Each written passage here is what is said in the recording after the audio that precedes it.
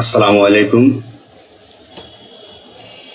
আমি আজকে আপনাদের সামনে কিছু গুরুত্বপূর্ণ কথা এবং কিছু অনুমেয় কষ্ট এগুলো বলার জন্য এসেছি।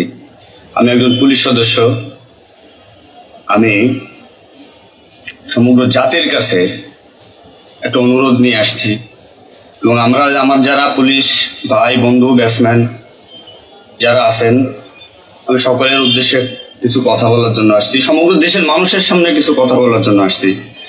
যারা আজকে এই নতুন স্বাধীনতা যারা অর্জন করেছে, যে সমস্ত ছাত্ররা মারা গেছে, সাধারণ মানুষ মারা গেছে, সর্বস্তরের জনগণ যারা মারা গেছে, আমি তাদের প্রতি সমবেদনা এবং দুঃখ প্রকাশ করছি। এবং আমার যারা পুলিশে যারা মারা গেছেন যে সমস্ত ভাইয়েরা, তাদের প্রতি আমার সমবেদনা, তাদের পরিবারের জন্য আমার সমবেদনা। তো আমরা নিম্নপদস্থ কর্মকর্তারা যারা ডিপার্টমেন্টে চাকরি করি, আমাদের আদেশ মানতে হয়, নির্দেশ শুনতে হয়। আজ দেখেন যে সাধারণ শিক্ষার্থীরা মারা গেছে, পুলিশ যারা মারা গেছে তারা সব নিম্নপদস্থ কর্মকর্তারা, যারা আদেশ দিচ্ছেন নির্দেশ দিচ্ছেন, তারা কিন্তু কেউ মারা যায় নাই বা অন্য কোনো বাহিনীর কোনো সদস্য মারা যায় নাই। তো এখানে একটা প্রশ্ন থেকে যাবে, পুলিশ কেন হয়? Police is so called. Police আজকে দেশের জাতীয় ভিলেন।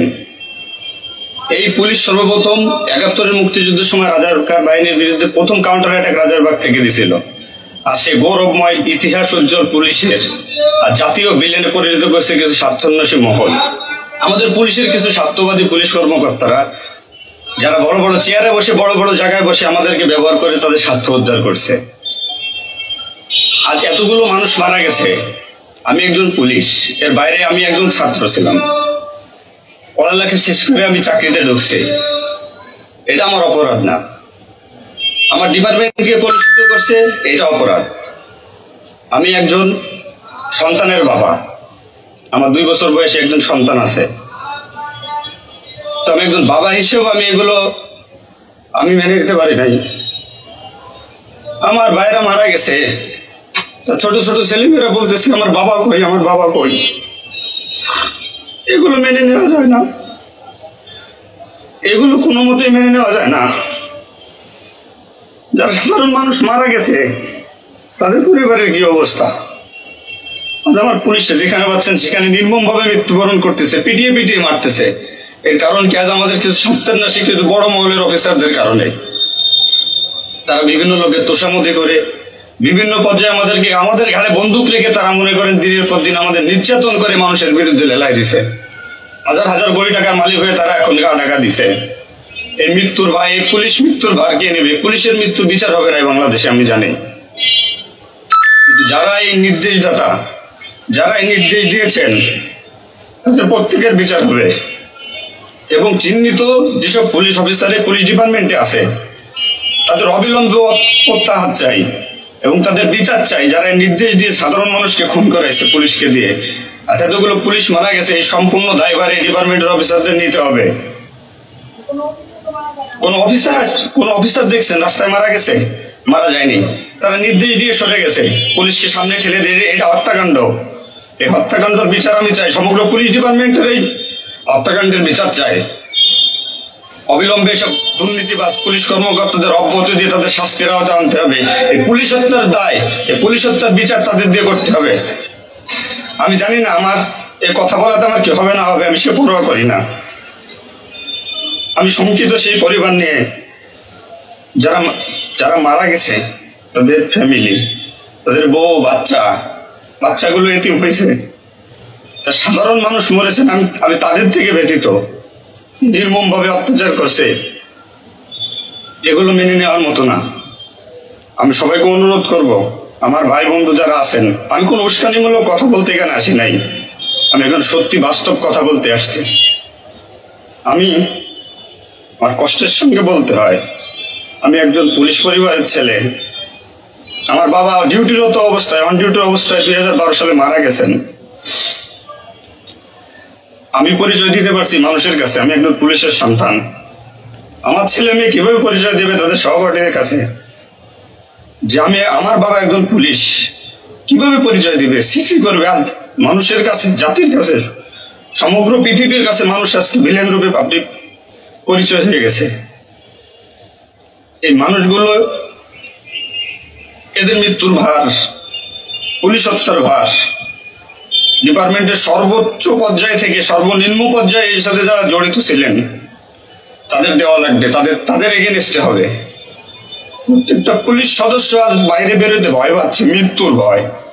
এখনো অনেক জায়গায় আমি নিউজ পাইলাম সকালবেলা, অনেকে পুলিশ মরে গেছে, তার কোনো হদিস নাই। এখন অনেকে আটকা আছে, সবাই প্রাণ ভয়ে, আজ পুলিশ প্রাণ ভয়ে লুকাচ্ছে। কিসের জন্য? আপনাদের কারণে, আপনাদের স্বার্থ উদ্ধারের কারণে পুলিশকে ব্যবহার করছেন প্রত্যেকটি ক্ষেত্রে। এটা আর কেউ মেনে নিতে পারলো, আমি ব্যক্তিগতভাবে মেনে নিতে পারবো না। প্রত্যেকে দায়ভার নিতে হবে আপনাদের। আজ নির্বিকারে যতগুলো মানুষ মারছেন, আজ এই মৃত্যুর সামনে আমি থাকতে পারতাম। চিহ্নিত করে করে বিচার হবে আপনাদের।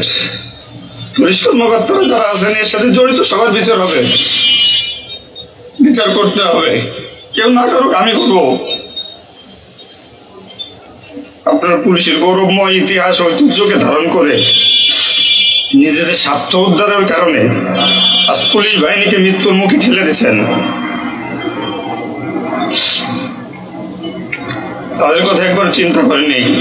আপনি নির্দেশ দিচ্ছেন, নয়তো এই পুলিশ, এই সাধারণ পুলিশ, আমরা যারা আছি আমরা কখনো এদের গায়ে বুলেট চালাইতাম না, কখনোই আমরা গুলি ছড়তাম নাই আমাদের ভাইদের উপরে।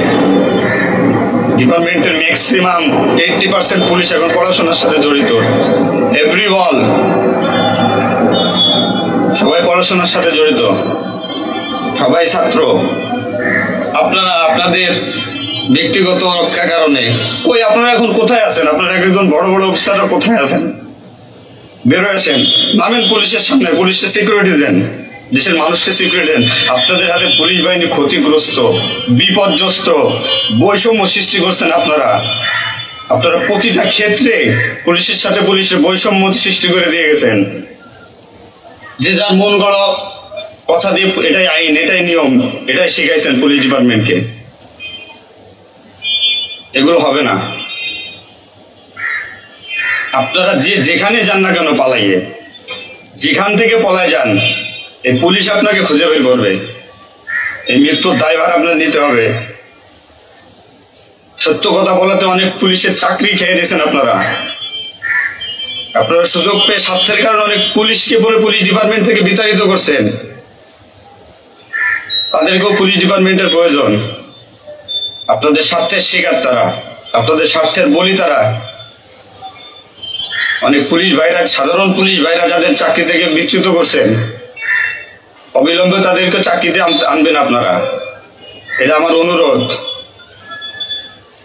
আজ দেশে কি মুহূর্তে মানে পুলিশ কোন সিচুয়েশনে ঠেলে দিয়ে গেছেন। নিশ্চিত মৃত্যু, পুলিশের মানুষ নির্মমভাবে পিটাই পিটাই মারতেছে। দায়ভার আপনাদের নিতে হবে। প্রত্যেক পুলিশ পরিবারের যে আক্রোশ, যে কষ্ট, এগুলো দায়ভার আপনাদের নিতে হবে।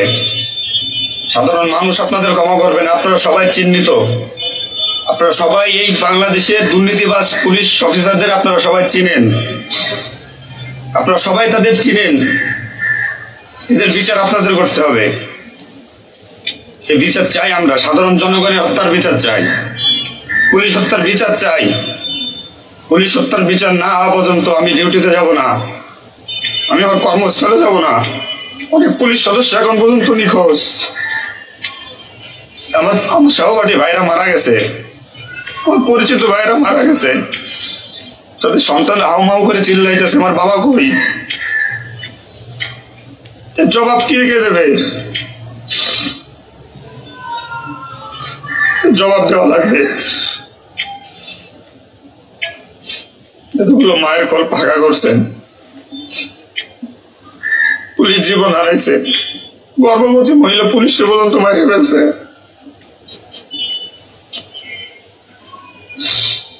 নির্মম ভাবে মারছেন। এই দোষ আপনাদের।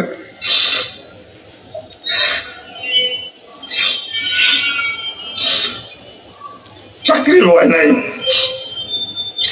চাকরি চাই, চাকরি ভিক্ষা করে খাবো, ইচ্ছে তো না পারবো না। কি করছেন পুলিশ ডিপার্টমেন্টের জন্য আপনারা? কত পুলিশ মারা গেছে তার তো ঠিক নাই। বিচার হবে, বিচার আমি করবো, কেমন করবো? পুলিশ ডিপার্টমেন্টে প্রত্যেকটা সেক্টরে দুর্নীতি। আমি পুলিশ হয়ে আমার কোনো কাজের জন্য আমাকে অর্থ দিতে হয়, টাকা দিতে হয়। এতে নির্লজ্জতার কি কি করবো আমি? সাধারণ মানুষ দূরের কথা, আমরা কোনো পুলিশের কাছে সহযোগিতার জন্য গেলে তারা আমাদেরকে মূল্যায়ন করে না, কোনো কাজে হেল্প করে না, কোনো কিছুতে সুবিধা দিতে চায় না। আজ ডিপার্টমেন্টে বৈষম্য সৃষ্টি করে থেকে গেছেন আপনারা।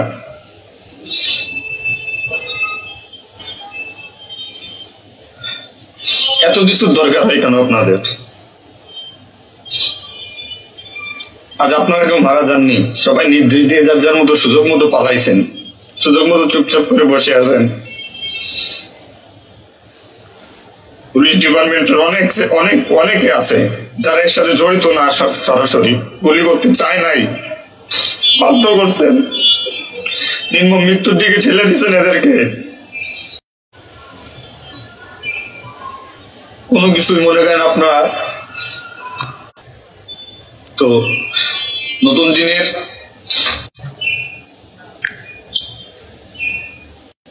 যে নতুন দিনের সূচনা হয়েছে বাংলাদেশে, স্বাগত জানাই। আমি কোন রাজনৈতিক দলের পরিপক্ষ না, আমি আজ পুলিশ। যে সরকারি আসবেন আমি সেই সরকারি গোলামি করতে হবে। আমার দেশের মানুষের জন্যই পুলিশ, আইন শৃঙ্খলার জন্যই পুলিশ, সাধারণ মানুষের জন্যই পুলিশ। পুলিশ আজকে কেন আতঙ্কের নাম হবে? পুলিশ মানুষ থেকে আজ কেন দূরে থাকবে? দিন শেষে পুলিশ মানুষ, পুলিশ কারো স্বামী, কারো বাবা, এটা চিন্তা করবেন। ডিপার্টমেন্টের যে সমস্ত অসাধু কর্মকর্তারা আছেন প্রত্যেকটা সেক্টরে শিক্ষা নেন, বিশেষ করে যারা আসছেন ঊর্ধ্বতন কর্মকর্তারা শিক্ষা নেন। আজ আপনাদের স্বার্থের কারণে, আপনাদের কারণে আজ ডিপার্টমেন্টের এই অবস্থা। তছনছ হয়ে গেছে পুলিশ ডিপার্টমেন্ট। কথা বলার মতো কোনো ওয়ে নাই, কথা বলতে পারতেছি না। আমি তো বেঁচে আছি, তারা মারা গেছে, কি নির্মম ভাবে মারা গেছে, মেরে ফেলছেন আপনারা। তো আমি শুধু পুলিশ বাহিনীরা যারা আক্রান্ত করছেন আপনাদের বিচার করব, আপনাদের বিচার হবে, সবকিছু দায়ভার আপনাদের। ঘুমাইতে পারি না এই কয়দিনে, ভয়তে, চিন্তায়। মারা যাওয়া পুলিশের ছেলে মেয়েরাও চিৎকার করে বলছে আমার বাবা কই। সহ্য করার মতো না, মানুষ হিসেবে সহ্য করার মতো না। তো পরিশেষে একটা কথা বলবো, আমার যারা ডিপার্টমেন্টে আছেন, চাকরি করতেছেন করেন, সমস্যা নাই, চাকরি ছাড়ারও দরকার নাই। শুধু বিবেকের কাছে একটু প্রশ্ন করেন যে আমাদের কিভাবে আমাদের ব্যবহার করছে ডিপার্টমেন্টে। যে সরকারি আসুক, আপনাদের কাছে অনুরোধ, যে আসুক, দেশে সরকার নাই আসুক, পুলিশ থাকুক আর না থাকুক, তাতে কিচ্ছু আসা যায় না। তো আমার একটা দাবি, এখন পুলিশ হিসেবে, এখন পুলিশের সন্তান হিসেবে ডিপার্টমেন্টের ঐতিহ্য যারা নষ্ট করছেন, এই পুলিশের সুনাম যারা নষ্ট করছেন, এদের বিচার চাই আমি, 100% বিচার চাই। পুলিশকে যারা মুখোমুখি করে যে সন্ত্রাসী বানাইছেন, নির্বিকারে পুলিশ মারাইছেন, এই নির্দেশদাতাদের বিচার চাই আমি।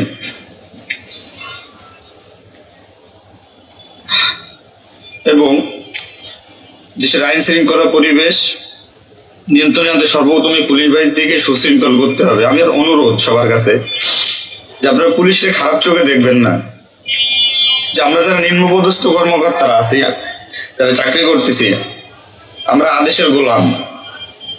আমাদের যেভাবে আদেশ দেয়, যেভাবে নির্দেশ দেয়, আমরা ওইভাবে কাজ করি, ওইভাবে আমাদের চলতে হয়। যে ভীতি, না মানলে চাকরি চলে যাবে, যাক, এই চাকরির প্রতি আর এখন কোনো নাই। তবে আমার ডিপার্টমেন্টে যে সমস্ত ভাইরা মারা গেছে, সাধারণ মানুষ যারা মারা গেছে, তাদের আমরা ফিরে পাবো না, হয়তো পাবোই না। তো আমার একটা অনুরোধ, আগে পুলিশ বাহিনীটাকে সুশৃঙ্খল করুন, আইন শৃঙ্খলা সুশৃঙ্খল করবেন। এবং আপনারা যারা সাধারণ মনে করতেছেন পুলিশ ঘৃণিত, পুলিশ অপরাধী, হ্যাঁ পুলিশ অপরাধী, পুলিশ অপরাধ করছে তার চাকরি বাঁচানোর জন্য, এবং তার মাসুল পুলিশকে দিতে হয়েছে জীবনের বিনিময়ে। আপনারা দয়া করে কেউ পুলিশকে খারাপ বলবেন না। পুলিশের প্রতি অনেক, পুলিশ আপনাদের শুভাকাঙ্ক্ষী, এবং বাংলাদেশের যে বর্তমান পরিস্থিতির উপরে আমি একটা কথাই বলবো, সর্বস্তরের মানুষকে, দেশটাকে আবার সুন্দরভাবে গড়তে হবে, এটাই সবচেয়ে বড় কথা। ফার্স্ট অফ অল এটাই হচ্ছে বাস্তবতা। দেশটাকে আমরা সবাই মিলে গড়বো, এবং পুলিশ বাহিনীর আপনারা যারা পুলিশে আছেন, আপনারা সুশৃঙ্খল হন, মানুষের প্রতি আনুগত্য হন, এবং শিক্ষা নেন। এত বড় একটা স্বাধীনতা না হইলে এটা মানুষ কখনো বুঝতো না, বা আমরা পুলিশরা বুঝতাম না যে আমাদের অর্জন কি, আমাদের মানুষের আস্থা কি আমাদের উপরে, বা আমাদের কি করা উচিত। আপনার সবার কাছে অনুরোধ থাকবে, আমার পুলিশ ডিপার্টমেন্টের প্রত্যেকটা সেক্টরের বন্ধু বান্ধব, সিনিয়র জুনিয়র যারা আছেন, আপনারা শিক্ষা নেন, নতুনভাবে পুলিশ ডিপার্টমেন্টটাকে গড়েন, মানসিকতা চেঞ্জ করেন, এবং পুলিশ ডিপার্টমেন্টে যারা আপনাকে ব্যবহার করবে, যারা স্বার্থের জন্য ব্যবহার করবে, তাদের সরাসরি ধরিয়ে দেন, সরাসরি ধরিয়ে দিবেন। পুলিশের প্রত্যেকটা সেক্টরে দুর্নীতি, এই দুর্নীতিবাজদের ধরিয়ে দেন। এদের ধরায় না দিতে পারলে পুলিশ ডিপার্টমেন্ট কোনোদিন শুদ্ধ হবে না। আর দিনের পর দিন এরা মনে করেন আমাদের সাথে বৈষম্যমূলক সৃষ্টি করে এদের নিজেদের স্বার্থ হাসিল করবে। সবার কাছে আমার একটা অনুরোধ, আপনারা সবাই ভালো থাকবেন, আর আমাদের পুলিশের জন্য দোয়া করবেন, যাতে আমরা সুশৃঙ্খল বাহিনী হিসেবে রিইউনিয়ন, পুনরায় পুলিশ ডিপার্টমেন্টটাকে আবার গড়ব, এই শিক্ষা থেকে শিক্ষা নিয়ে, যে পুলিশ কখনো মানুষের দুশ্মন নয়, পুলিশ মানুষের শত্রু নয়, পুলিশ মানুষের বন্ধু, জনগণের বন্ধু। এটা আমরা প্রমাণ করব। এই মানসিকতা নিয়ে তৈরি হন আগামী দিনের নতুন পুলিশ বাহিনী গড়ার জন্য। সবাই সবার নিজের প্রতি খেয়াল রাখবেন, ফ্যামিলির প্রতি খেয়াল রাখবেন, আমার জন্য দোয়া করবেন। আসসালামু আলাইকুম।